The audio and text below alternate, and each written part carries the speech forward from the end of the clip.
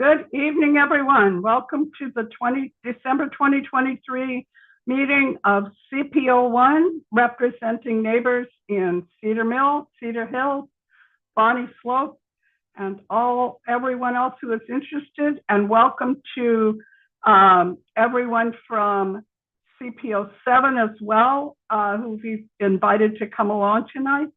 Unfortunately, our co-chair, vice chair, Bruce Bartlett, came down with COVID yesterday, and so we had to cancel the in-person part of the meeting. Hopefully those of you who tried to attend saw the signs and were able to join us online. These things happen. So as usual, we start with a land acknowledgement.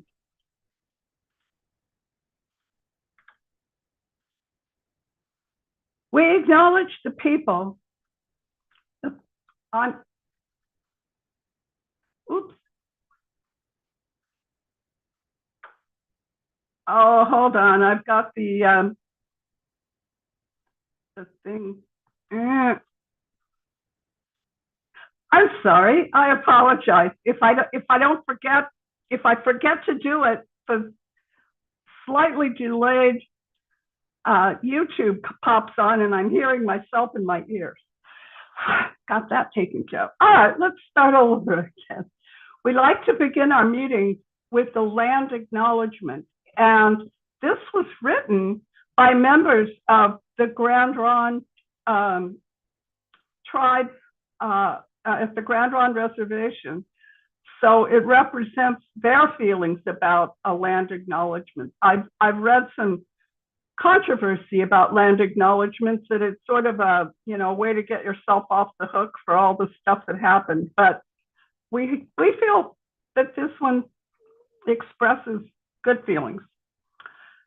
We acknowledge the people on whose land we live, the Atfality Kalapuyans, also known as the Tualatin Band of Kalapuyans, the first inhabitants of Washington County.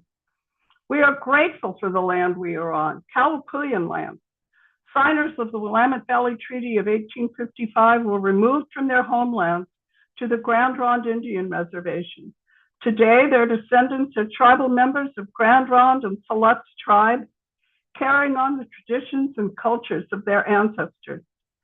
We acknowledge and express gratitude for the ancestors of this place and recognize that we are here because of the sacrifices forced upon them. In remembering these communities, we honor their legacy, their lives, and their continuation in our community.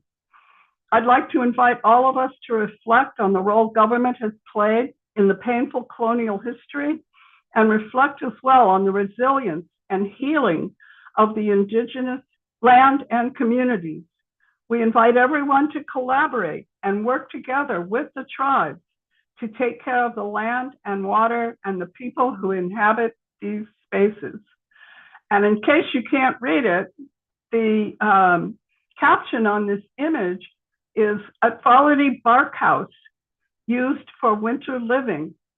And this is from a blog by Professor David Lewis, which is called the Quartux Journal. And David Lewis has just recently published a book. If I find it, oh, here it is, right there. Okay. It's probably backwards, but it's Tribal Histories of the Willamette Valley by David G. Lewis.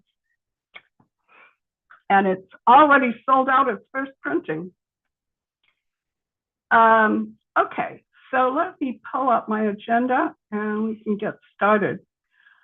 The first part of the meeting that we like to do is, I see some more folks that need to be panelists, is to hear from our service providers. And the order that I have them in, I'll just call people in the order I have them. And if you're here, let me know and raise your hand and I'll give you the floor. I have Tualatin Valley Fire and Rescue. I think we had some folks from them. Yep, we are here. Okay, you're going to get pinned. There you go. So how's everyone doing? My name is Sean Hoffmeister. I'm the captain at Station 6-1 over off Murray and Butner. We have a couple things we want to just kind of update. I know we missed the last couple months. We've just been out running calls. We're a fairly busy station. We run close to 4,000 calls a year. So if we get one interrupted, I have a backup today. So we'll make sure we get someone in there. We'll talk about, I know we've had a couple fires in the area recently. It sounds like people may have some questions, but first I just wanted to cover a couple topics that we have going on in our fire district. We've been hiring a lot of new people, filling in for retirements. At the same time, we have had quite the increase in call volume. In the last 5 years, it's gone up 23%. So we've seen a strain on our resources as well as the local ambulance providers. So we're all working together to try to provide a good service and keep up with the demand. With that is we are going out in 2025 for a new local option levy. So our levy rotates every 5 years. This one coming up, we are going for an increase from our past one. So the one you currently have that you pay taxes on is 45 cents per thousand. We are asking for an increase up to 69 cents per thousand. And the reason for that is kind of like I said, just increase in call volume. We're having to increase our staffing. And then, as you all know, things just are costing more right now. Job markets are extremely competitive and we're trying to keep up with the industry standard. And, we are competing. It's definitely, we're having a harder time finding people that want to do this job right now. With that, part of our local option levy is it covers 92 firefighter and paramedic positions. And it's adding an additional 36 more with that increase that we're asking for. It also pays for a variety of different apparatus for us to respond to emergencies, including engines, trucks, and wildland apparatus and water tenders. We don't plan, if we are able to pass this levy, we don't plan to ask for another increase for at least 10 years. So we, like we did with our last increase, we made that commitment and kept to it. We don't want to keep raising taxes on you, but we are going to do our best to be good stewards with your money. Other than that, as far as if you need more information, there's more information on our website at tualatinvalley.com, tvfr.com, excuse me.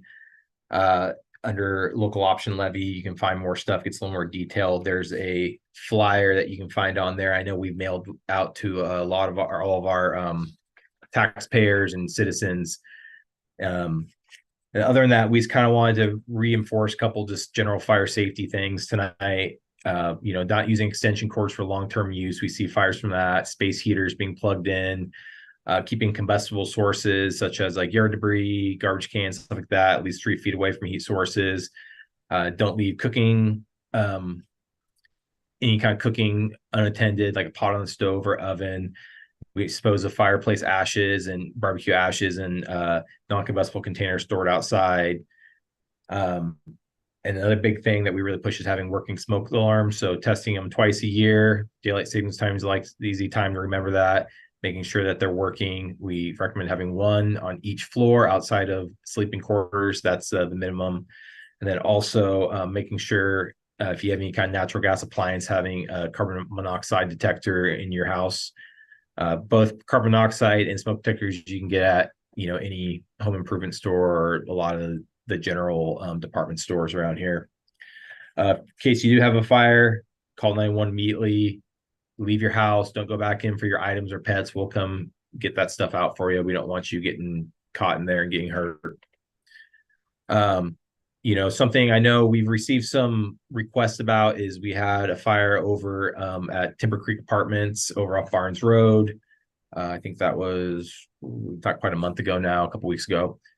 We arrived and we had deck of 2 apartments on fire, and it was spreading into the attic into a 3rd apartment. Our crew showed up, made a quick knockdown of the fire, and kept it from extending any farther. No one was home at either of the apartments at the time, so luckily no one was hurt. but I know there's a lot of questions about kind of what we're doing with that area. We kind of reiterate that we do inspections of apartment buildings, but it's limited to public areas. So we make sure that fire access is clear, so we're able to get our trucks in there if we need to.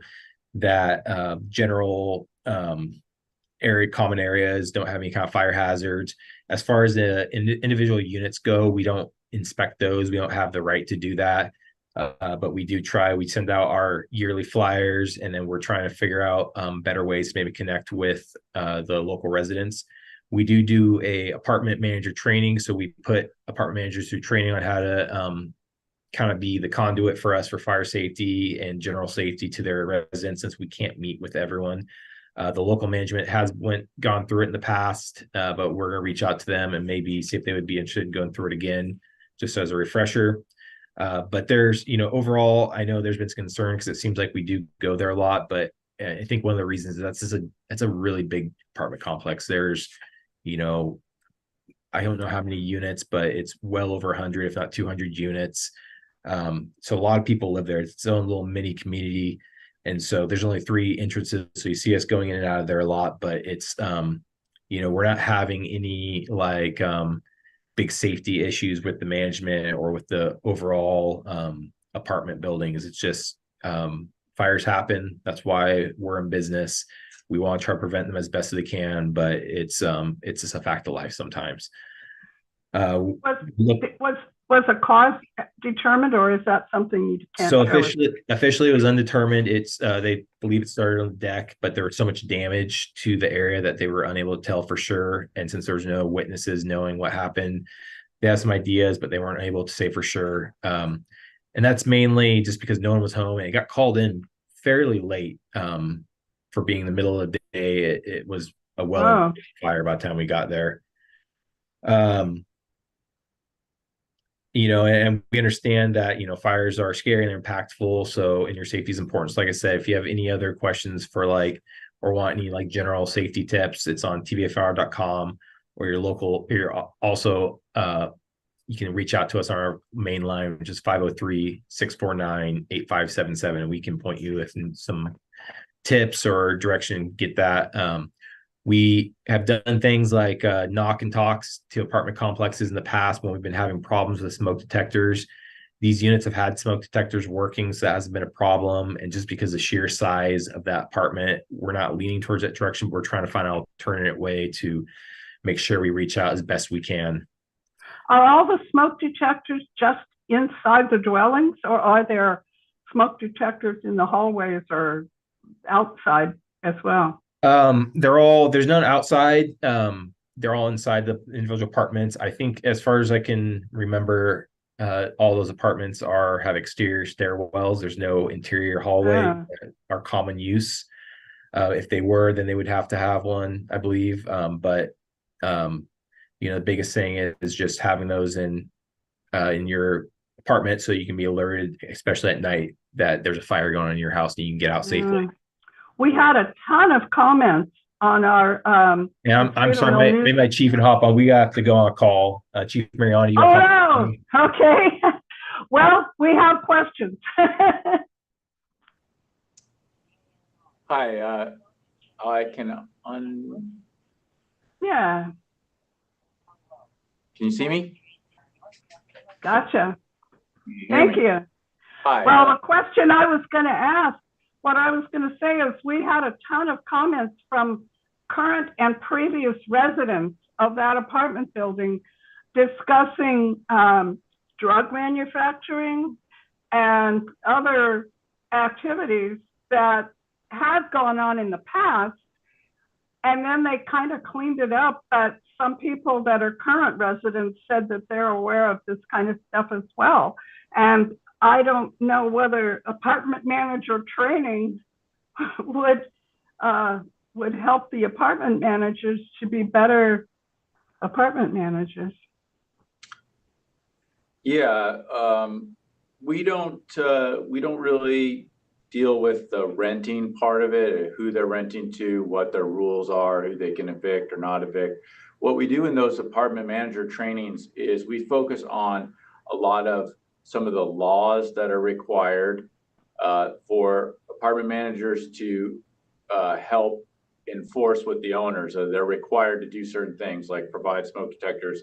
They're required to have exit signs. Some places, depending on where they are, they're required to have their own private hydrant systems or fire extinguishing systems, depending on the situation. So they talk a lot about that. They talk about some of the safety, the response afterwards, like if they were to be amenable to having an AED or to be able to have phones to call 911, to have that response, to have gates open, to have parking not blocking emergency response. So it's more about some safety things and how they can deal with the response, as opposed to necessarily legislating how they do the business, because unfortunately we can't really be involved in that part. And apparently the county doesn't do it either.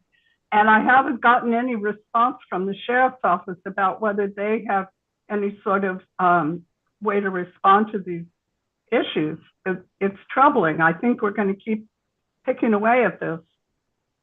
Yeah, it's scary. Yeah, definitely, understandably so. And we do try to find ways to do what we have a community risk reduction program. And like all kinds of programs, you have to assess the resources that you have available, the ability to commit the time to working on a certain project. So for example, in some of our care homes several years ago, we noticed in our data a trending situation of falls in the stairwells, right, of some of the community like retirement home type. So we said, maybe if we were to have these classes and develop a program to try to prevent these falls, maybe we would see less falls. So that took up to several months to develop. It had to be vetted against other people's ideas to help other people in community risk reduction, because it's going to take some resources, and they had to prioritize and decide which one to do. And then they decided to do that. They did some education with the owners, some education with the residents, some different training with the caretakers, a combination of different things, and then they evaluated it after. So sometimes those things can come to light after we work through them with our public information officers and our training division. So we look into those things. So we hear your thoughts and ideas on it, and then we look into them. So potentially that could be something that would come up. The problem with departments is there's a lot of them, not just in your area, but everywhere. So it depends on if it would be a district-wide, county-wide type operation, or if it would just be an individual thing for us. So I have more questions, but we need to keep moving on the meeting. And so thank you very, very much for joining us and providing us with yours and the previous deputy's expertise. We appreciate it. Next, absolutely. We have Tualatin Hills Park and Rec. Hi, Nicole. Hi, Virginia. Thanks for having me. I know we are short on time, so I will just hop right in. Few comments here today. It sounds like on the agenda is also one of the projects that we were going to talk about, which is the Peter Court property. So I'd love to hear what you think about that. Well, yeah. So just so you the community is aware, the for-profit housing developer, J. Peter Court and Company, is proposing future housing development with parks, trails. I'll get into that. Yeah, they're proposing parks, trails, and natural areas in the Cedar Mill neighborhood in exchange for THPRD system development credits and charges. And so we are partnering with the developer to ensure that the community input from THPRD's community visioning plan helps guide the broader planning process for parks and trails. And then as the property owners, the housing developers are currently responsible for the community engagement, the planning, the construction, and the maintenance of any future park or trail. And then once developed and developed to THPRD's standards, it's the hopes that we then would assume ownership of those parks and trails. And my understanding is that Peter Court has a project webpage, or DEA has a project webpage for the upcoming Peter Court project. So that's exciting. I will get a link to that and hopefully try to drop it here in the chat before I head out today. Great. I hadn't even grabbed that, but I attended the neighborhood meeting. Yeah. And then we wanted to let everybody know as a budget update that we have had a lot of volunteers on our district's levy task force, and they have finalized their recommendation for the board of directors. And the task force is recommending that the district pursue a local option levy for this coming May. And it would be a 5-year levy at 50 cents per thousand of assessed value. And if approved, that levy would increase taxes on an average home in the district by about $150 a year, or roughly $12.68 a month. And so the board of directors will vote on the levy referral this coming January. And this levy for us would ensure, and for the community would ensure, that weekly garbage collection would happen at parks. Without the levy, the service would be reduced to monthly or twice a month at some parks. It'd ensure public restrooms stay open and clean. We would look at ensuring after-schooling program continues. Without the levy, the after-school program would end. Maintaining the existing maintenance, service, and recreation program levels that we currently have. So funding for the levy would save nearly 50 full-time positions and 200 part-time positions that perform park, trail, natural area maintenance, and lead our recreation classes and programs. And it would also help to keep our pools and splash pads open. And without the levy, we would have to look at closing some of the facilities, including 3 swimming pools and 2 splash pads. We do have a link. If you want to learn more, I will put that in the chat after I'm done with our with the update here that I have today. It is the holiday season. We do have our annual holiday gift drive. If you're interested, feel free in donating gift cards for the Beaverton School District families in need. Those gift cards are welcome for grocery stores, local merchants, retailers, and they can be collected at any one of our facilities through the end of the week. We have lots of volunteer opportunities on our website. And that is my main update here for today. I'd like to open it for any questions if you have any. I included some information in the latest issue of Cedar Mill News about the levy, but also about somebody's interested. That's okay. We're all people. About the trail, about the liability issue. And I don't know if you're prepared to speak briefly on that, but my opinion is, if we can't protect ourselves from everything, and, everybody slips on a slippery surface or something every once in a while. And I think park maintenance is something that deserves a bigger piece of the budget if it's creating hazards. And are you referring to the recreational immunity, Virginia? Is that That's it? Yeah. Okay, great. Yeah. Phrase. Yeah. Where the insurance company was recommending that everybody close all your parks and trails. Yeah. And I think I think Holly Thompson spoke to that in an article that at this time the park district has chosen not to close our parks and trails. We do think it is a very important opportunity for recreation and important for folks to continue to get out in parks and facilities and trails. It is something that we are keeping a close eye on, though, and we are continuing to look into. Yeah, if anybody cares to read the article that I wrote, I quoted Holly and other people. I'm putting that in the chat. But it's certainly an issue to think about. And, if insurance companies around the world, I think we'd all stay indoors all the time. Okay. Yes. Well, thank you. I think we probably need to have both you, the park district, and the fire department to come for a meeting segment after the first of the year, because there's lots to learn. And by the way, I love your wild meadow in the backdrop there. Thank you. Thank you. Native wildflowers. Gotta love them. Thank you. Well, thanks Okay, everyone, and happy holidays. Next on our agenda is Justin Dyke with TV Water, and I think he's here. Yes. Hi, Virginia. Hi. Wait, I didn't mean to mute you. It's okay. Can you hear me now? Yep. Awesome. So I'm Justin Dyke with Tualatin Valley Water District. We are the water provider for the vast majority of CPO1. And a couple quick updates.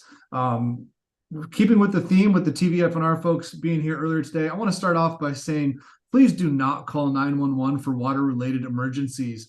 TVFNR and our friends at the sheriff have a lot going on this time of year. If there is any reason your home does not have water, or you see a water leak and you're having water bubbling up in unexpected places, please call us directly. Our phone number is 503-848-3000. I'll put that in the chat afterwards, but it is answered 24/7. So that means even right now, if you wanted to call it, there would be an answering service who would be able to pick it up and dispatch one of our field operators if there is an emergency. We really hope that folks can remember, if you see water in unexpected places or it's freezing temperatures and you don't have water, call us right away. We will have a dispatched operator out to your direction as soon as we can. A couple other updates. We are beginning water system flushing over in the CPO 7 area right now, north of Highway 26, but it will be creeping over towards CPO 1 as we progress through winter. So every fall through spring, we do proactive water system flushing. This is able to remove naturally occurring sediments that are in the water system, typically from the source waters. In this case, in the area of CPO1, it's the Bull Run Portland system. It's an unfiltered water system, so it does have a little bit more of a very fine particulate matter in it, especially in the winter with rains creeping up. So we do this flushing every winter. We are targeting right now the West Hills this winter because it's within the 2-year time period before our new treatment plant is to be commissioned, which is a very special target window where we need to proactively flush our entire water system. So we will be up in the West Hills in CPO 7 and CPO 1 through the winter flushing. You'll see our operators out there. There'll be signs placed at opposite ends of their flush areas just to let you know what's going on. If you do see them, if they're near your home, just monitor your water. When we are flushing actively, we can kick up a little bit of that sediment in the residential piping, and you can see what some people describe as like a faint tea color in water, that kind of very, very light, it's not kind of like you made a cup of tea and poured most of it out color. So it can happen. If you see that in your home, just if you can, pause using your water for about 10-15 minutes. It will settle out naturally by itself. This is all part of our plan for proactive maintenance of the water system. It also gets a lot of that organic material off of things like fire hydrants so that when they need to be operated, they operate as planned and aren't any surprise outages for our friends at TVFNR. As well, one final update for me, we have paused fluoridating the water to CPO1 and our larger service territory for the next 3 months. This is due to construction on Beaverton-Hillsdale Highway at the intersection with Western Avenue, and we are adding a large valve. We are connecting a 48-inch diameter water transmission main to a 54-inch transmission main. So this is big piping. This is all part of the piping that will feed the area once our new water treatment plant is completed in 2026. And the reason we have to pause fluoridation is because our main feed of water into this area comes through that Beaverton-Hillsdale Highway connection, where it is then fluoridated subsequently as it enters our district. And with that pipe being open for construction, water can't flow through it, which means we're bringing water into our district through a series of other means and entry points that aren't fluoridated because normally they're used for emergency purposes. In this case, it's providing water to the district during critical construction for about 3 months. So fluoridation paused, I believe, last Monday. It will continue through what we're thinking is early to mid-March. And at that point, once construction's all wrapped up, we will begin fluoridation again promptly thereafter. If anyone has any concerns about not getting fluoride in their water during this time period, please contact your dentist or your healthcare professionals. They can advise you on any needs or not for supplementation. That is it for me, Virginia. That's what I've got for this month. Yeah, well, we really appreciated the presentation you gave to the Cedar Mill Business Association last month. And for those who weren't there, it was all about winterizing your irrigation and your outdoor water. And if you haven't shut down your outdoor water yet, do it tomorrow. Because all your hoses will burst and it could affect the pipes inside your house. Yep. And if you have irrigation pipe, it's very expensive and inconvenient to dig it up and fix it. It's a little bit of time and a little bit of investment now to put on those hose bib covers and crawl space vent covers, turn off your irrigation and let it depressurize. Save yourself a lot of hassle because, you know, last year at Christmas time, we had a nice hard freeze for a few days and we had a lot of customers who were unprepared for it. So we're trying to get ahead of it. I think you have a link you can post, tvwg.org/winterize. Yep, I can post that one. Absolutely. Yeah, I really advise people to, as you said, take a few minutes to save yourself some suffering later on. Thank you very much, Justin. Thanks. I'll stick around for a while in case there's any other questions. Do we have anyone from the school district? I didn't see anybody. We lost some of our panelists. Interesting. I guess they left after it was their turn, which is just fine. Deputy Huey, we would like to call on you. Let me read a tiny little bit of an introduction. Deputy Huey will attend on behalf of the Sheriff's Office and provide an update on the scanners.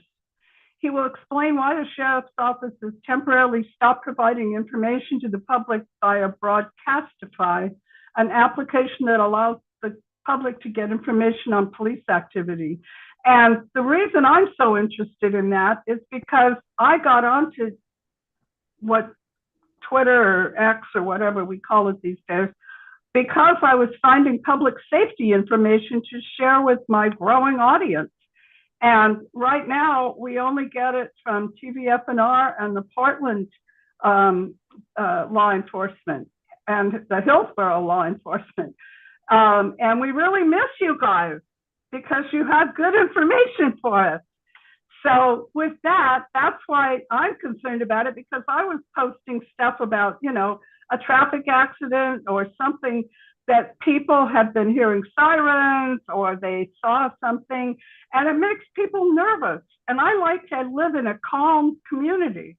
So that's why I don't want to post, you know, ambulance chasing stuff. I just want people to know what's going on so they're not nervous. So anyway, take it away. Well, sure. And those are all,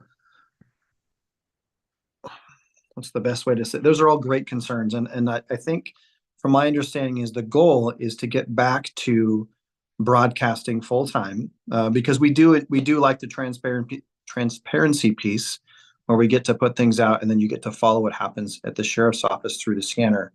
The challenge we've been facing with WACA is that they've been unable to have a dedicated broadcast system where they've been able to have the delay and then have it be consistent. So I think they're working on it. From what I understand, there's a technical issue that they've been unable to overcome so far, but the goal is to be back to broadcasting as soon as possible. Now, if you want a little backstory as to why it's been stopped, I don't even remember if any of you followed one of our most recent critical incidents where one of our deputies from our civil department was shot at. If you're familiar with Charles Doze or Chuck Doze, you can probably Google. There's lots of information that's been out there we've put out on him.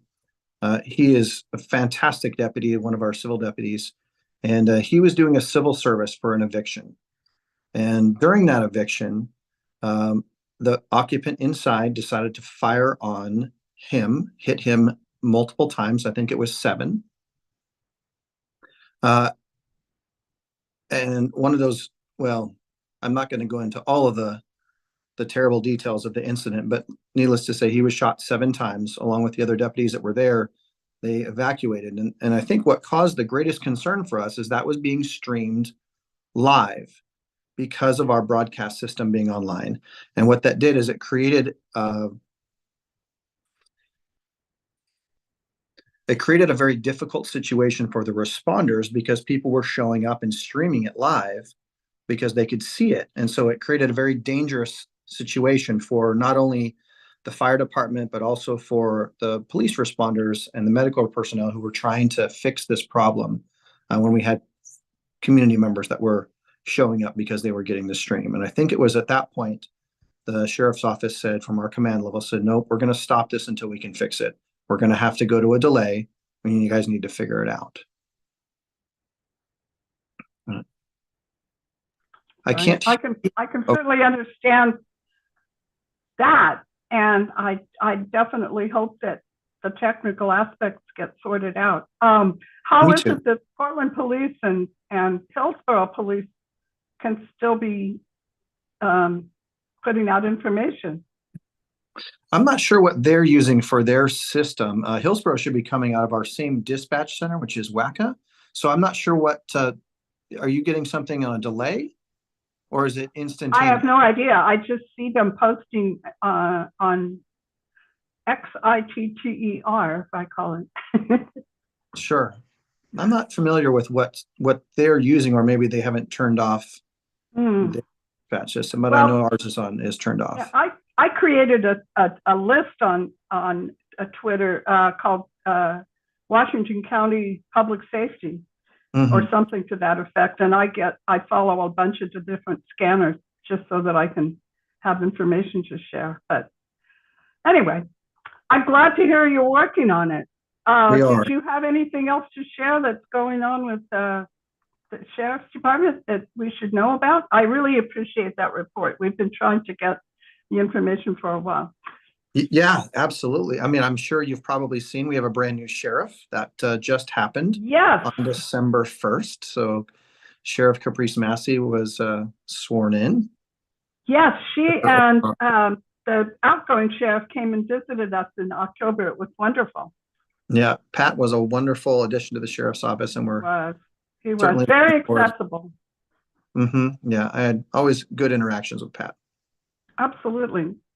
Traffic speed input. Okay, there's a question in our chat. Is there still a web page to request traffic speed enforcement?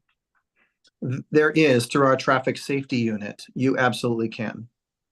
Maybe after we're done, you can look that up and post it, because we really have to get our skates on and keep moving. Sure. And that will pull our public service people to a close, unless you have any more comments. Are you guys doing the levy this year as well? I believe so, but that is not my area. Okay. Well, CPO1 tends to have good election coverage. So probably our April meeting will be devoted to information about everything that's going to be on the May ballot.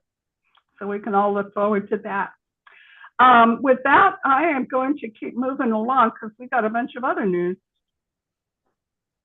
Thank you. Okay. I'm just going to post the link to the October meeting. We skipped November. And so that was the October meeting. And this is a link to the CPO news, which I publish in Cedar Mill News, and it has development stuff and an update about the our existential situation with OEICE and some other stuff in case you want to read it later. And relevant to that, the CP, we've been waiting since midsummer for the Office of Equity, Engagement, and Equity, Inclusion, and Community Engagement, also known as OEICE, which had been put in charge of the CPO system over the last few years, to give an update to the Board of County Commissioners about their proposals for either a new home or a new way of managing the CPO and CCI system. And we're not quite sure what that's going to be, but that presentation has been put off several times. And we finally learned that the reason is because we have a new county council who has to study up on the state and county rules that apply to the CPO system. And so it's currently scheduled for the January 9th Board of Commissioners work session. And because it's so far out, it isn't on the schedule yet, but that's when they're supposed to be going to make their presentation. And I just posted a link that takes you to the agenda page for the Board of County Commissioners. And closer to January 9th, hopefully we will see that pop up on their agenda and not disappear, and it will actually happen. We have done our best to give some input to the County Administration Office, which oversees OEICE and most of the rest of the county, about what we think are essential components of managing the CPO CCI system. CPO is community participation organizations, which are the local neighborhood outfits like CPO1. The CCI is the Committee for Community Involvement. And when I first got involved, I thought it was just made up of CPO leaders, but it's more than that.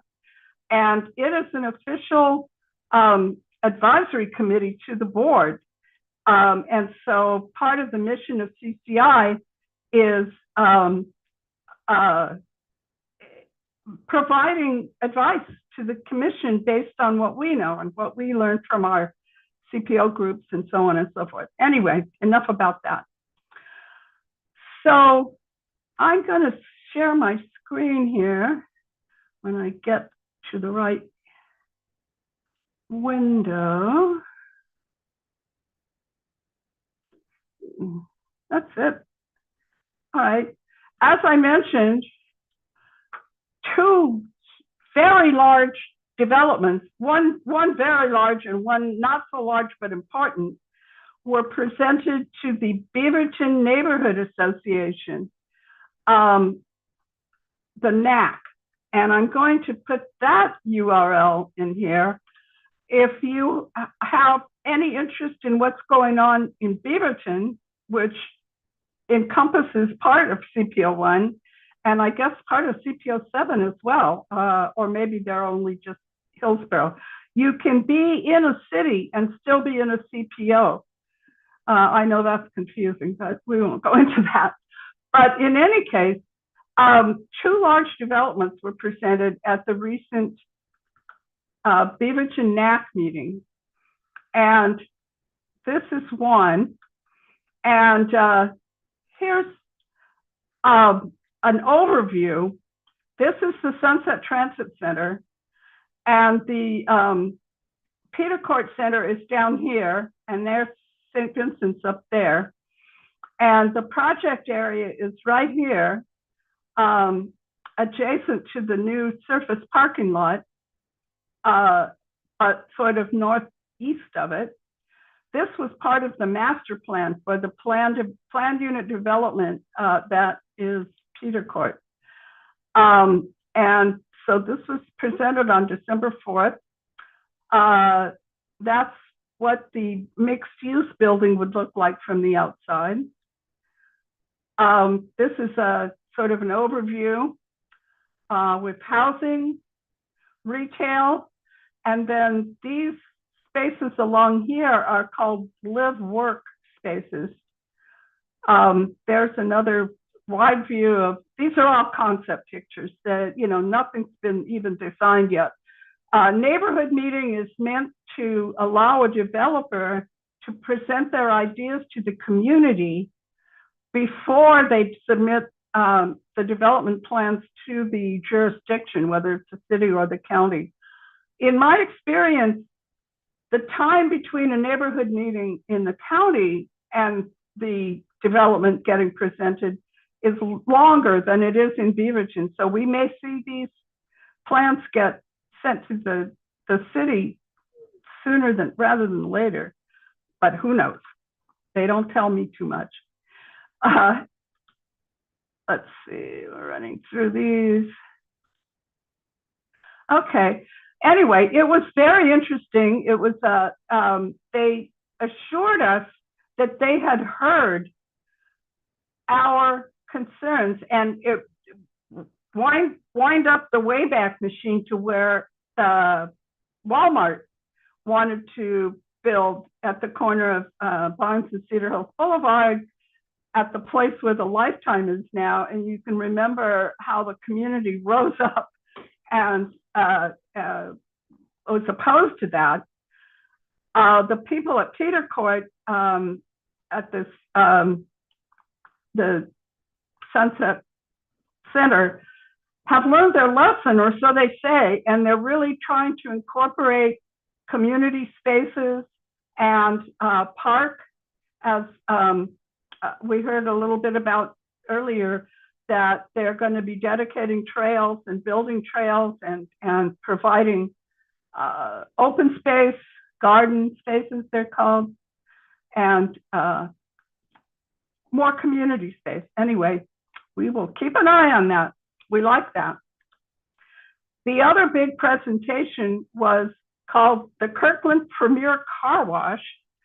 And that is, let's see if I have, well, this still isn't a very good overview, but this is Barnes Road, and 118th is over here someplace. Oh, I guess it comes up here. 118th, which goes into the Timberland Shopping Center and all the housing up there. So this is what they're proposing. And this over here is a wetland.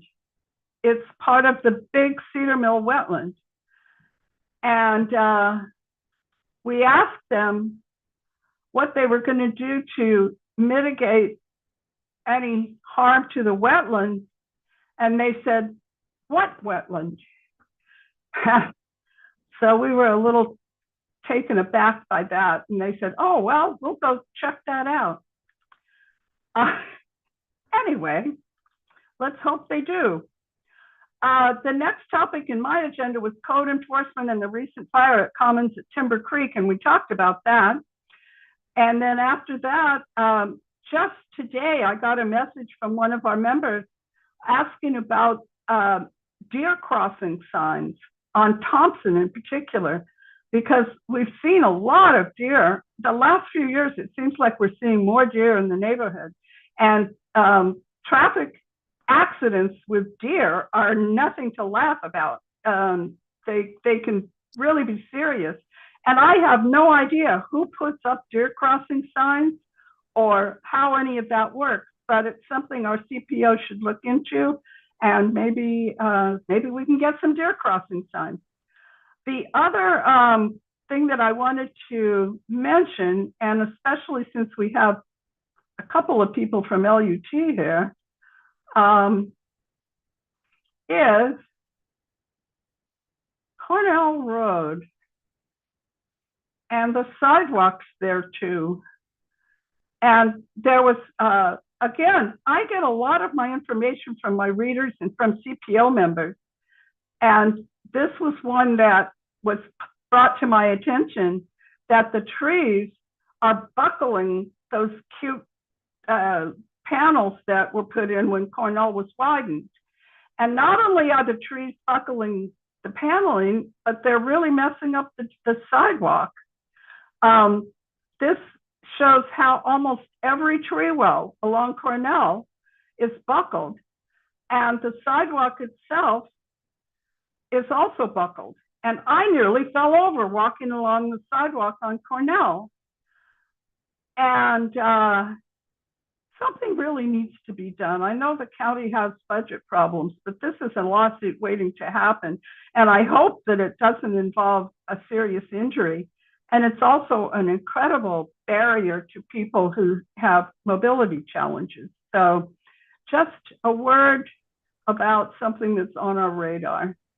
Yes, Bruce. I wonder if that would be the classic situation of the property owner adjacent owns the responsibility for taking care of the sidewalk. That's what I thought, but Melissa said that the county should be taking care of it and that they thought a solution in mind. But when? I mean, this was early, I think it was late summer when we brought it up. So let's hope that they start paying attention to it. I hadn't been down there for a while, and I went down to take a picture of the spot where our members proposed a crosswalk. And in the process, I nearly fell flat on my face because of those buckled panels. I wonder if pretty this bad. is an instance where a letter from CPO 1 might collectively get some attention. Well, it's on their radar. It can't hurt. Okay. I'm certainly happy to share our feelings with the county, but we just need them to hurry up a little bit. I don't know if it's a seasonal thing or what, but I just hope, I mean, I literally nearly fell flat on my face, and I have pretty good balance for an old bird, so I didn't. But anyway, I think we have open mic. I think maybe we'll just postpone that to the end of the meeting because we really need to get going. Actually, we're right on time. We were supposed to start the program at 7:50 and it's only 7:55. I was just going to mention that we had an extremely successful tree lighting on Saturday. Even though it was pouring rain, we had a bunch of folks that came along and enjoyed the Cedar Mill community tree lighting, and got wet, but their kids came along and everybody was happy and delighted. And that is the Facebook group, the Cedar Mill Community Club. Sherry, I'm going to ask you to wait a few minutes. We're going to get, are you from the county? Okay, I'm sorry. I thought you were one of the community members that wanted to speak. No, you guys are both fine. Anyway, we had invited some community members who were the ones who brought this situation to our attention. I'm going to just briefly do one more screen share because I believe this is the location that our members were talking about. It's a bus stop across from an apartment building, and there's no barrier in the middle. There's no curb cut. Mary Manso was asking if there was a curb cut, but there's no curb cut on this side, but there's a driveway on this side. And it does seem rather logical to put a crosswalk in there. It's blocks between the next crosswalk, and a lot of people in multiple housing do use transit. So I'm going to get out of here and see what you guys have to say. Thank you for joining us. Hello. There we go. Thank you, Virginia. We're happy to be here. I'm Sherry Gray, Community Programs Coordinator with Washington County Land Use and Transportation. With me tonight is Shelley O'Lear. She is a traffic analyst with Land Use and Transportation at Washington County. We're going to talk to you a little bit tonight about crossings, primarily mid-block crossings, but we'll touch on a little bit of the intersection crossings just briefly, and then open it up for some questions at the end. If you have questions about like the ped and bike improvement process or any of those things. Shelley, if you like, I can go ahead and share the presentation and you just let me know when to go to the next slide. Okay. Okay. Sounds good. Here we go. So I'm also known as the Bike and Pedestrian Coordinator, more commonly known as the Bike and Pedestrian Coordinator at the county. So you will see me around representing bike and pedestrian issues. But my background is traffic engineering. All right, we're going to talk about mid-block crossings. When I first arrived at the county almost 10 years ago, there wasn't any policy that allowed the county to any policies that would direct the county on how to and where to allow mid-block crossings. And so if that was developed, and we do have that in place, do you want to go ahead and get started? Next slide.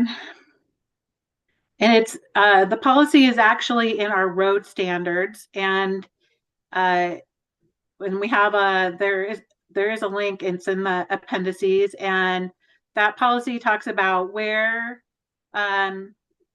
we would consider a request, the process for requests, the different types of treatments that are available, and what kind of analysis is required, and then also the review process for that request. And the engineering, we take it really seriously when we're looking at putting in crosswalks. It's kind of one of those things where yes, we want to help people get to where they go, but we want it done safely and done in a way that is reasonable and conscientious of the standards that are out there in our industry that have been demonstrated through research as being good practices for engineering. Next slide. So the policy actually, right now, when we have signalized intersections around the county, we always stripe the crosswalks in them. Occasionally there is one that is closed for some reason, but most of the crosswalks are open and they're striped. The other locations where this policy actually applies are intersections that do not have a signal, so none of the red, yellow, green signals at the intersections, or if there's a location that's mid-block. So at the unsignalized intersections, if it's a public road, if those are public roadways, then there are legal crossings there, but they may not be marked. So there's legal crosswalks at unsignalized intersections, but there may not be marked crosswalks. And at mid-block locations, those are technically not legal crossings unless they are marked. Next slide.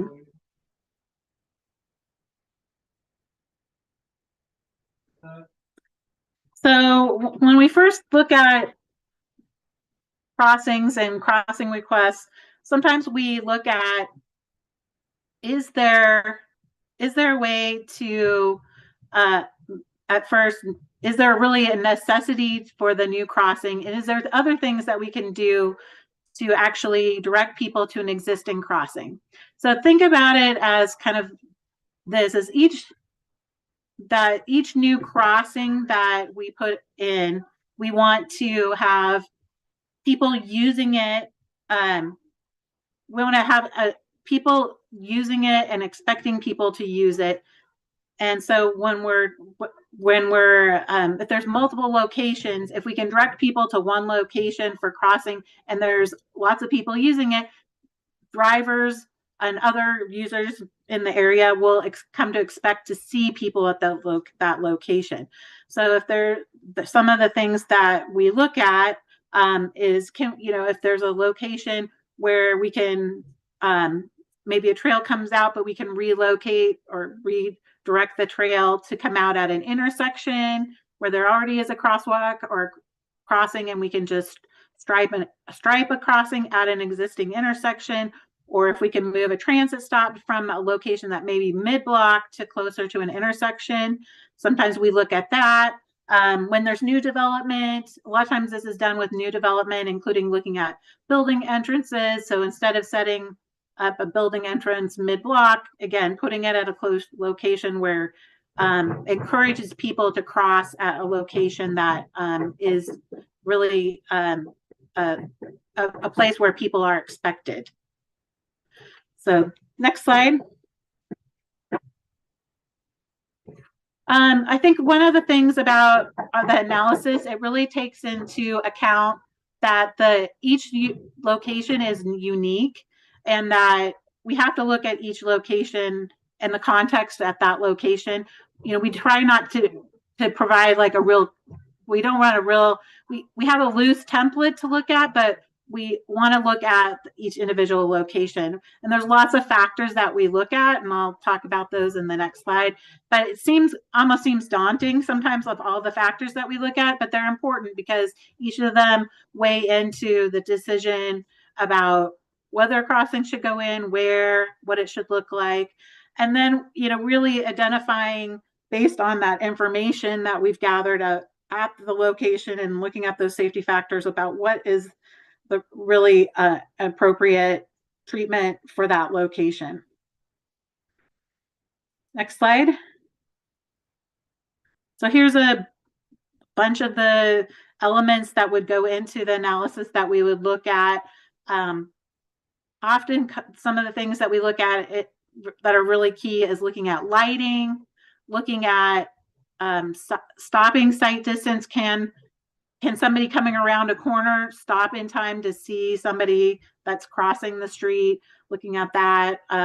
Also looking at the number of people that might be crossing there and land uses adjacent to it. So those are just some of the elements that we look at, and of the many elements that kind of go into the analysis that we have. Next slide. So here's some of the treatments that you'll probably commonly see around the county. One of them is this rectangular rapid flashing beacon. So this is one where somebody pushes the button and it starts flashing yellow back and forth. And they also are called RRFBs. And this was an example of one at Rock Creek Trail and West Union. They really get their attention. We found them to be pretty successful in getting people to yield and stop for pedestrians. Next slide.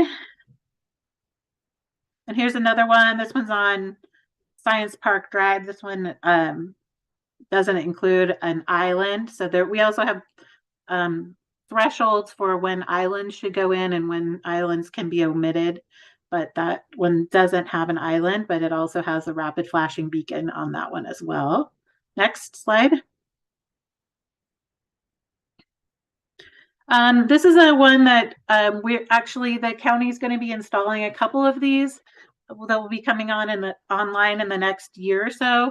They're called pedestrian hybrid beacons, or also called Hawks. And this is an example on Farmington Road, right by the fire station and the Eichler Park there. And this is one where it will come on with flashing lights and then turn red and people stop, and then they're able to proceed after it starts flashing again and goes dark. The other part of the time it will remain dark until it's activated by somebody. So that's the next one. Next. And then the full example is a full signalized crossing. So this is one where it has the traditional red, yellow, green signal. And often these are on our larger roads, and we will tie these into the traffic signals along the corridor so that we have good coordination and progression along the corridor and still can be responsive to pedestrians. So that is another one example that you can commonly see around as well. Next. So what the process is, what happens is when somebody requests a crossing at a mid-block location or unsignalized, a traffic engineer will complete the analysis and recommends a treatment. And usually this is done by a third party, or not by county engineers, by usually a consultant. Often some of these have been done by, like, let's say THPRD in the Parks District will put a request in and apply for a mid-block crossing treatment, and then the staff will review the treatment, and then the county engineer approves it. And then it would get built by that third party, funded and built by that third party. If it's the county, currently we do not have like a dedicated funding stream for analyzing, designing, or constructing crossing treatments at mid-block and unsignalized location, but we do regularly identify funding sources. Particularly, we try to do ones that in the past, it's been a priority to do ones on that affect safe routes to school, and also ones that are on higher speed, higher volume roadways that serve transit. Has also been an area where funding has been identified that has those kind of criteria as part of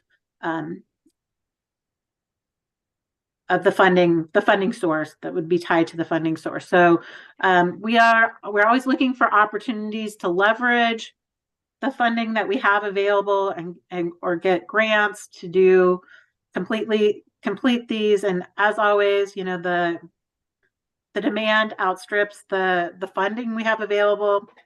But third parties, we even had one that was funded by a PTO. They funded a rapid flashing beacon in front of Bethany. So they went through the process and went through this. Claremont funded one as well at St. Andrews and Bethany. They went through the process and funded and constructed that one themselves as well. So there is precedence for others outside the county to go through this process and get approved and construct. Next slide. Is that you, Sherry, the next one? It is. Thanks, Shelley. Mm-hmm. So the process for requesting a crossing via the Pedestrian and Biking Improvement Program, which is the program that is, these improvements are selected by URMDAC, the Urban Road Maintenance District Advisory Committee. That process is very similar to the process that Shelley just described, but it begins here at the Pedestrian and Biking Improvement Proposal Form. So a community member requests a specific improvement here, and if it's a crosswalk, it's a crosswalk, but often it's there are sidewalks or bike lanes. There are multiple things that folks can request. I'm putting the link instead of putting it into the PowerPoint, I'm putting it into the chat right now so that you guys can go there and take a look at it if you want to. And so this is where it begins. And then we go forward and the proposal is forwarded to traffic engineering and then documented. So when you make a request on that PED bike improvement proposal form, I get an email that says that someone has made a request, and it gives me just a few brief details about the request.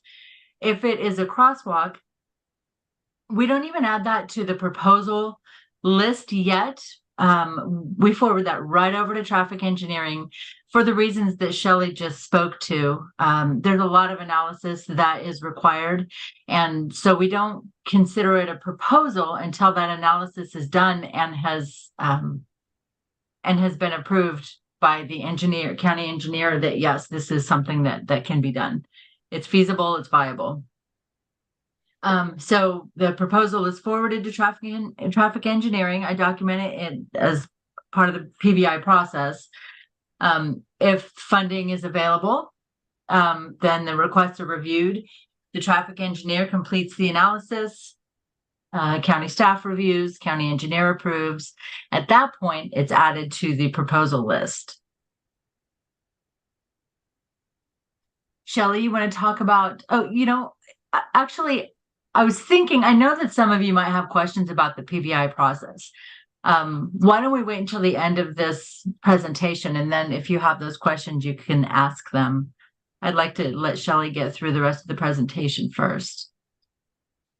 Yeah, so this is just a map of just illustrating some of the the crosswalk enhancements or treatments that have gone in the last couple of years in the CPO. So just to give you an idea, you've probably seen some of those go in the last couple of years, just to let you know that we have been making improvements in the area to crosswalks. And there is one planned, so there's in existence, there are 5 crosswalks in your CPO. And then there's one planned in the Cedar Hills neighborhood at Foothill and Delwood. So let's go to the next slide. And there you go, our contact information. And we welcome questions or comments. Okay, well, let me stop sharing. Well, yeah. I published a small article about the ERMDAC part of it, and the 2 links that I published are now broken. I think I can paste that in here. Share the link for the ERMDAC Yeah, site. there was a 2023 spreadsheet of projects, and then there was a evaluation criteria, and I just checked those and they're dead, and I don't know what happened. So I'd love to get those updated so that I can fix my webpage that has that article in it, because I think it's very instructive for people to see the difference between what gets proposed and what gets chosen as the 200% list, and then what gets funded, and then what gets built. Because like the delay on dealing with this Cornell sidewalk is depressing. And I know that there's like staffing issues and funding issues at LUT, but we need our safe sidewalks and stuff. Yeah, we certainly do. We do need safe sidewalks in the county and in the urban areas in particular. And that particular discussion, I've heard that discussion in several meetings that I've been in. And so it is an active discussion. And there are a couple of different parts that go into it. There's the sidewalk, and then there's the street trees. And the county's responsibility for street trees is sometimes vague Right, but that was a project. That was a big county project with the widening of Cornell and all the hoopla about, custom cast iron thingamajiggers. And Melissa said that they were not good trees for that use, but we didn't pick them. So that's been a discussion, and there is a solution coming. So Melissa hopefully before somebody breaks their nose. Yep, hopefully before someone breaks their nose. Yes, I agree. And so regarding the pedestrian and biking improvement process, so those items, so when a request comes through, again, if it's a crossing, I shoot it right over to Shelley and her team, and they determine whether it's, if there's the ability to analyze it and assess it for becoming a proposal. But everything else, typically, now in a minute, I'll tell you why this is a different kind of a situation this year. We're in a unique situation. Typically, what we would do is, review them for feasibility and then add them to the list. And then when the next selection cycle came around, which is biennially, so every other year in the odd numbered years, when the next selection cycle comes, we figure out what the funding amount is, so what the budget is for projects for that selection cycle. And there are several other factors that go into that. And so based on those factors, then we are able to provide ERMDAC with a proposal list.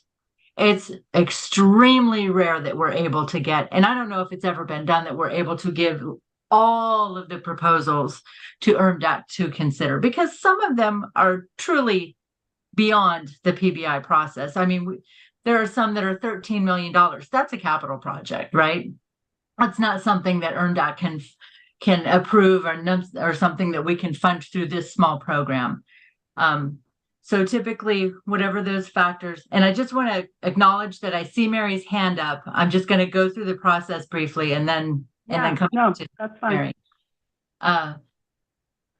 So I provide the list, the proposal list to ERMDAC to consider, and then discuss different factors. And staff also then prepares a list of recommendations for ERMDAC to consider based on what we know is extremely high need, or this year leveraging funding was a huge factor this year. And there are different factors. The last election cycle, Shelley was able to come in clutch with some funding for crossing analysis. So we were able to prioritize crossings across the ERMD in the last election cycle. So it's really depending on what's going on in the ERMD at that moment and what funding is available that determines what proposal list we provide to ERMDAC. And then they start to consider. They get out into the community. You've seen them out at sites, walking around, talking with citizens. They get out into the community and they take a look and they ask questions. And then we just continue with the process. They come back, they talk about it at the next meeting. And then at some point they determine what the 150%, or this year it was a 200% list is, which if anyone doesn't know what that is a list that is 150% of the budget allowed. So, budget is 100%. And so they make a list of 150% of budget to give some leeway. And that's what's put out to the public in the open house. And those are the ones that we ask folks to come back and give us comments and feedback and insight, because you know your neighborhoods more than anyone. And so we depend on that to get an idea of what's going on in the neighborhoods. And then they consider that, and based on the feedback and the other factors and the funding, and they just compile all of this information together to make their selections. And I assume some of it has to do with how many people would be affected. I mean, if somebody wants a crosswalk in front of their house because they want to visit their neighbors, I mean, that's hypothetical, but yeah, that's very insightful, yeah. Virginia. It's true. The more impact it has, the more folks that can benefit from a project, the sunnier the weather for that project. And that actually, if a lot of people go to that request to road service or comment on, when you get to the map, I don't know where that link is, but when you get to the ERMDAC project map, there are lots of little flags for the projects that have been proposed. Is there a way to add weight by having more people sign on to those or something? No, it's not weighted by the number of folks who support the project. Although it's important to include it's important to comment when it goes out to open house. Right. But we do keep any indication of support that we receive. We have a project folder or a proposal folder for each proposal, and we do keep that information just to know. But that doesn't necessarily have the greatest impact, though it does factor in. And then there's the issue of the warrants of federal law in terms of impact to roads and so forth, that you can't just do something because you think it's right. It has to pass muster with all the federal guidelines too. Mary, go ahead. Her camera's been broken for years. Oh, you've got it fixed. I have an old computer that has a sticky keyboard, but at least the camera works. So I have a question about how much coordination happens between current planning and your two departments. Recently, I commented on a land use application, 66 lot subdivision that is within walking distance of an elementary school. But to get to the elementary school, they would have to cross, I think it's 174th Avenue. And so I requested that the applicant be conditioned to include a crosswalk. And current planning staff's response to that was, no, that has to go through neighborhood streets program. It has to go through the process. There has to be a problem before we can request a solution. So any thoughts on that? You know, it just seems like it makes both of your lists longer if it can't be dealt with at the point in time that we know a problem is being created. That safe routes to school is one of the things that current planning should be looking at for that. I mean, there are criteria working with the school district. There is criteria they have for allowing kids to cross roadways. If the posted speed is above 35, they won't allow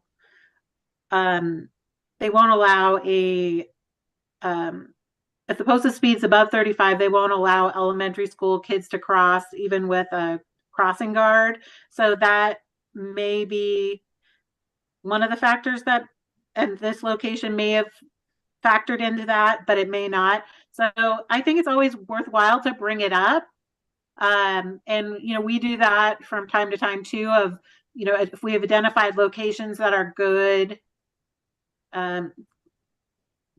locations in the future that we think would be good locations for crossings. We've shared that with current planning, or they will contact us about the possibility of, you know, of, again, kind of some of those factors that we talked about of, you know, where a building is this going to, would the location of this necessitate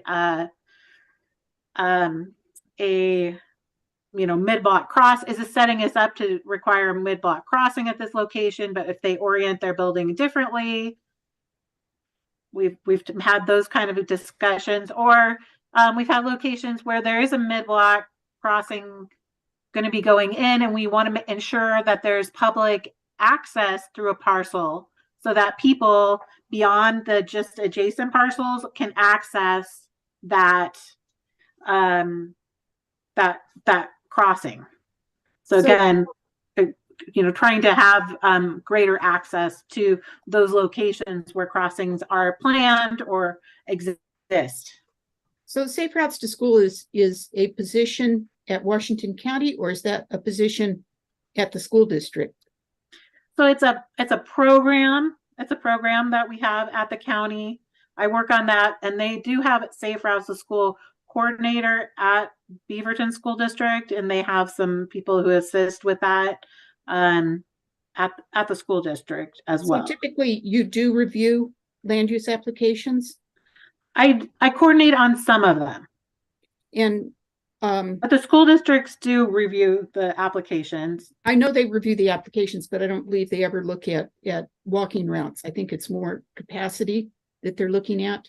I know that they have commented in the past on the routes, and getting at, you know, and requesting at least temporary paths be placed in locations, if there isn't going to be permanent, to provide connections. So I know that that's happened in the past.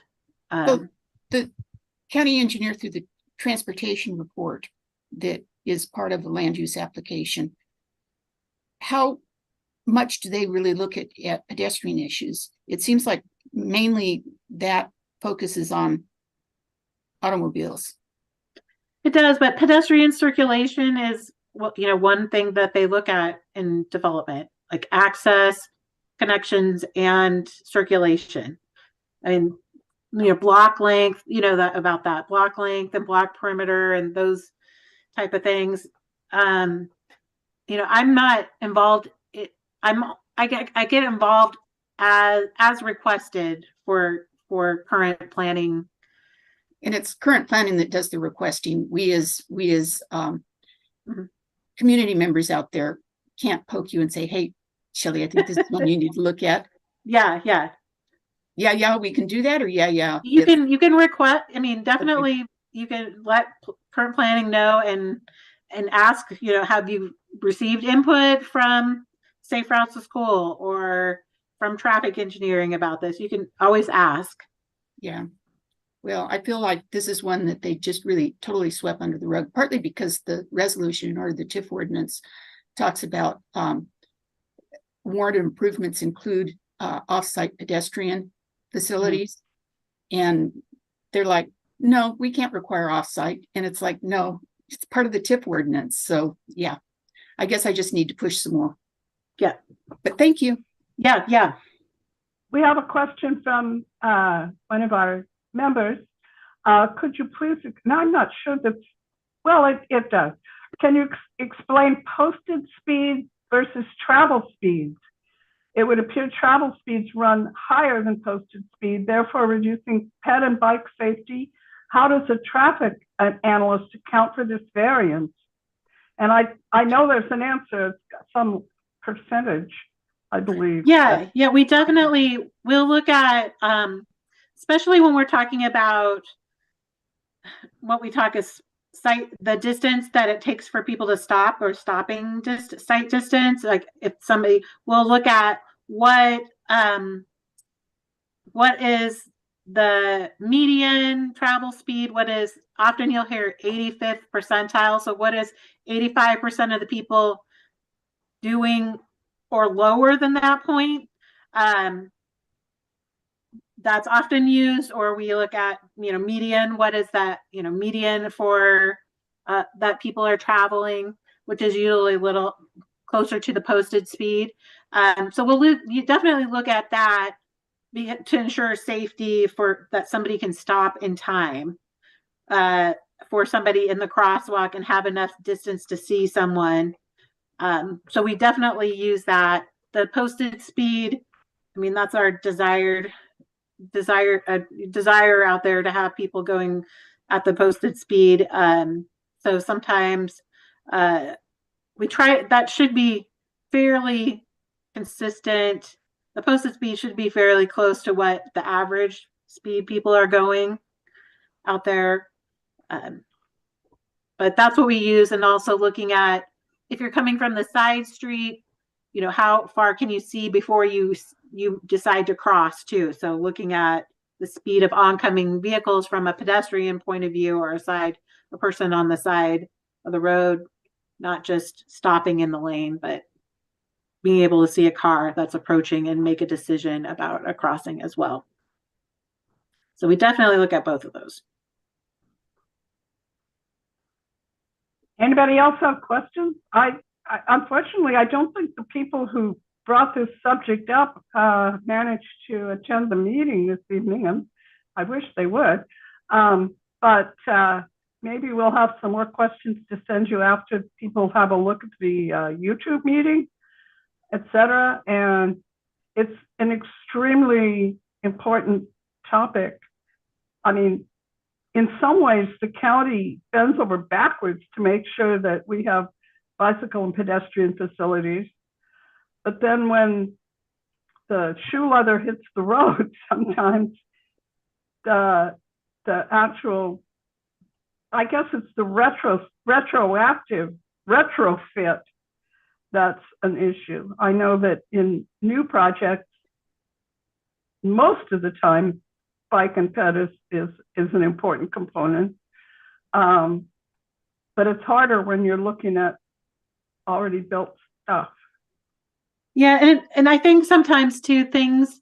One thing we realize with bike and pedestrian travel, particularly I want to say more pedestrian, is that, as businesses move in and out and things change and people's patterns will change, the demand routes that people want to get to can change over time. And so we often are trying to react to changes in travel behavior, of how people are getting around, and that new business went in and now everybody wants to cross the street here to get ice cream, right? Or whatever it is. And so we have, we're always reacting to changing conditions, business conditions, roadway conditions, demand for locations, bus routes change, bus stops change, things like that. And then all of a sudden there's a lot more people crossing at a location that before didn't get as much travel demand. So in some ways we have to be it's kind of a dynamic element of our transportation system that we're always kind of tracking. And so it's always worthwhile to put in requests that you're seeing out there and concerns that you're seeing. We have another, go ahead, Sherry. I was just going to say, I see a question in the chat about state and whether land use and transportation is lobbying the state legislature enough. And I think I'm gonna send you over to Melissa DeLiza for that, because Shelley and I, we don't really know. And it's also, I said, it's partly just pots of money that the legislature is complicated, and you can't just say we've got extra money left over here, so let's put it there. Unfortunately, sometimes we wish we could do that. But lobbying the state is a very important part of county government. I know we have a whole, if not a department, at least several people that are involved in that. And I know there are plenty of issues that they have to deal with the state and even the federal government. And maybe they need to hear from the public that pedestrian and bike facility funding is something that we want. Always good to talk with your legislators. Yeah, well, yeah, we have our legislators. We've been inviting them to come to CPO1. Maybe this is something we can ask them about. I don't see any more questions. It's the holidays and everybody probably has cookies to bake or presents to wrap or whatever. If there's anybody that has any questions or issues that you don't feel got aired here tonight, post them now, send them to me. We have an email address, cpo1leaders@gmail.com. Everybody's welcome. Oops, that just went out to that one person. Let me try that again. I keep telling everybody to watch who they're posting to, and here I'm doing it myself. So we are more than, part of our job is to represent our neighbors with the county and the state and everybody. So, and the topic for this evening was brought up by our neighbors having issues. So, and we try to be responsive. They all tell us to plan out our agendas for a year in advance, but it doesn't work that way all the time. Mary? Virginia, you mistyped the email address. You have an extra L in there. Oh, so I did. CPO1leaders.at. Thank you very much for inviting us. It was a pleasure to talk to you, and please do let us know if you get any other questions. Yes, thank you very much for coming. We really appreciate hearing the stories from the horse's mouth, so to speak. I have a question. Yeah. Yes, Okay. I have a question. So we've referred to URMDAC, which is actually the Urban Road Maintenance District Advisory Committee, which is one of the more active advisory committees that the county offers, in that they are given lists of projects to assess and recommend. Could you tell us a little bit about,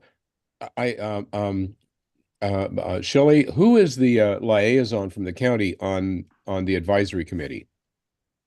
Sherry runs it, and I think they have some openings, don't you? Some positions open? Yes, there are two. We invited URMDAC members to attend tonight, but nobody was able to come. That would have been helpful. Well, I believe there are two. We may come back to it. So could you share a little bit about, I guess we could put a link in the chat about how to apply.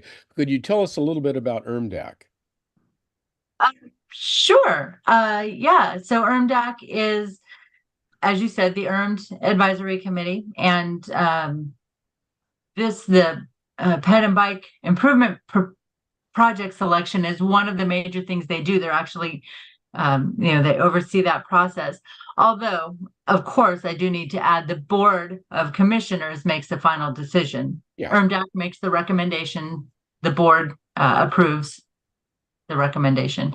So does ERMDAC make referrals to recommendations to the board or to LUT, which takes them to the board? So I'm the liaison. I bring the information to ERMDAC. ERMDAC deliberates, they make their decisions, their selections, and they let me know. And then I take that to the board. And I personally present the board with ERMDAC selections and their reasoning. If, and whatever questions the board asks, I'm the person that answers those questions. Cool. And so how many people serve on ERMDAC? So there can be 9 members. They have a 9-member roster, and I'm just looking, I think we have 2 vacancies right now. Let me just take a quick look. Forgive me for not knowing off the That's top. okay. I'm actually doing the same thing. One. There's 1 vacancy on ERMDAC currently. Yeah. So there's 9 possible members in the roster. We currently have 8. Requirement is that you live in the ERMD. Urban Road Maintenance District. Yeah, that you live in the ERMD, the district. And meetings are generally 6 times a year, generally every other month. In a selection cycle year, there are typically maybe 1 or 2 more meetings, or they might not be every other month. They might be 2 months in a row and then skip 2 months to give time to deliberate or go out and visit, not deliberate, but go visit projects and talk with people. But generally 6 meetings a year, generally every other month. And they're in the afternoon, 3:45 to 5:45 on the 3rd Wednesday of the month. Great. And so I put a link in the chat, which I guess we'll capture in the minutes, about that people can go to apply. We can check that link, yeah. For those who are so passionately unconstrained that they do such a thing. Yes. So actually, I'm glad that you posted this link, because this is one of the ones that Virginia was requesting earlier. ERMDAC has moved. They had their own website, but they've now transitioned into the board portal. So they have a site inside the portal. And yeah, there is a link there that you can get involved with ERMDAC and go ahead and submit your application. One of my pet peeves with the new and improved county website is that it's really hard to get. We used to be able to get a lot of good information about ERMDAC and other groups, and now it's this meeting portal where it's kind of opaque. So an easy way to tell whether you live in ERMDAC or ERMD district or not is if you're paying the ERMD tax on your tax bill. So, and it's money well spent, because it pays for keeping our local and neighborhood routes, the road conditions in good condition. So, and I believe that's anybody who's inside the urban growth boundary who's not in a city is inside of ERMDAC. Is that basically right? Yeah. Generally, they're at the edges of the boundary. There are some exceptions on a couple of streets around the county, but 95% for the most part, yes, it aligns with the urban growth boundary. I'll tell you, I was just driving in downtown yesterday, actually riding in an Uber in downtown yesterday, and marveling at the crappy condition of the urban streets in downtown Portland. I mean, it was like, yeah. And the Uber driver was saying, yes, it's really bad on our suspensions. And I said Yeah. on our backs too. So, we get spoiled over here. The condition of our roads is pretty good, basically, but it can always be better. Of course. Okay. Okay, this is it. Last chance. If anybody has another burning question, we've got a couple of minutes, but I think we're there. I'm watching Mary's cube. I'm waiting for that hand. Okay, well, we know how to get hold of you if we have any follow-on questions. And we will be meeting in January, as far as I know, but I don't think we have, wait, Bruce, do we have, oh yes, we do.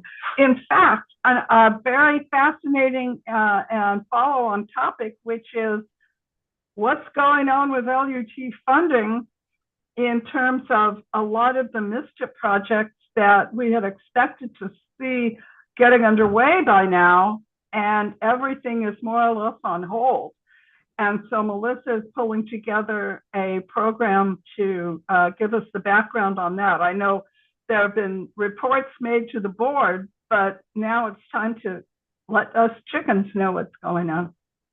We have several large MISTIP projects that were approved, and we thought that they were funded, but now they're all on hold. So, and I know some people didn't like them, so they're not feeling too bad about it. But anyway, we're going to find out in January. It would be January. Where's my 2024 calendar? January 9th. See you all then. Good night. Thanks, Sherry and Shelley. Indeed. Bruce.